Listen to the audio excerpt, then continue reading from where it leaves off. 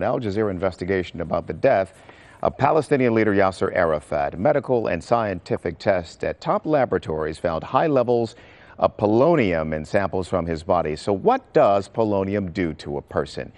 It's actually harmless when it is outside the body, but inside it becomes one of the deadliest substances known. An amount equivalent to the size of a particle of dust is lethal. After being taken into the body, polonium quickly gets into the bloodstream. Then it bombards people's cells with millions of radioactive alpha particles. It damages the organs, first the liver and the kidneys, causing jaundice. It damages the intestines, causing toxic shock syndrome. And finally, it attacks the heart. Philip Alston is with us. He is a professor of international law at New York University.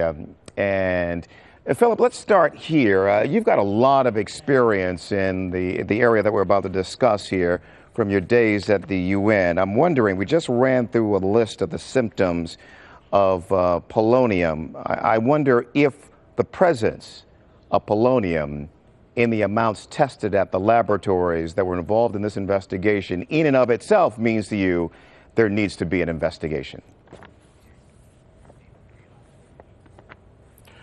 Well, I think in a situation like this, when there are serious issues raised and it involves such a high-level person, someone who was so heavily involved in key issues, it's very important to pursue an investigation when substantial information is made available indicating that there may have been foul play. Is there a precedent, or maybe a couple, one certainly comes to mind, for the kind of investigation that maybe we're both thinking of?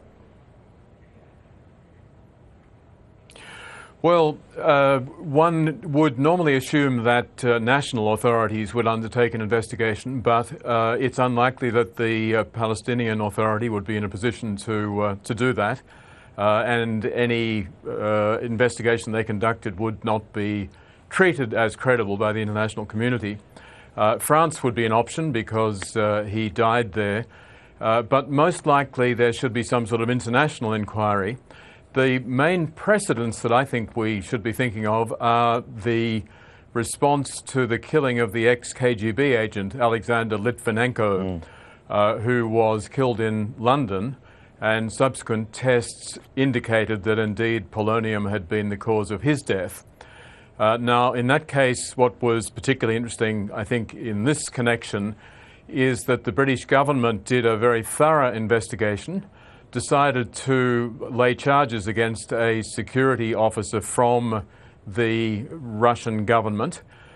They did that on the basis that they apparently were able to trace certain fingerprints on the polonium. In other words, it seems that when polonium is used, it has to be produced by a very major nuclear reactor. It can't just be bought on the market. It can't be done in the back garden. They therefore traced it back apparently to the Russian nuclear reactors. So in this case, while no one has pointed the finger directly, the obvious suspicion would be that Israel was involved.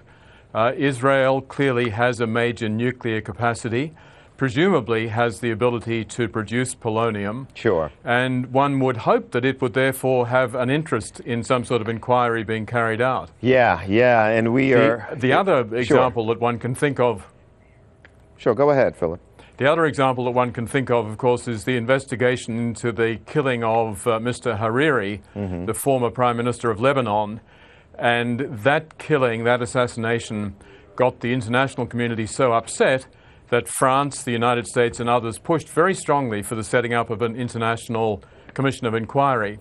That was set up by the UN. It was very well funded, very well staffed, and it resulted subsequently in actually setting up a special tribunal to try those charged.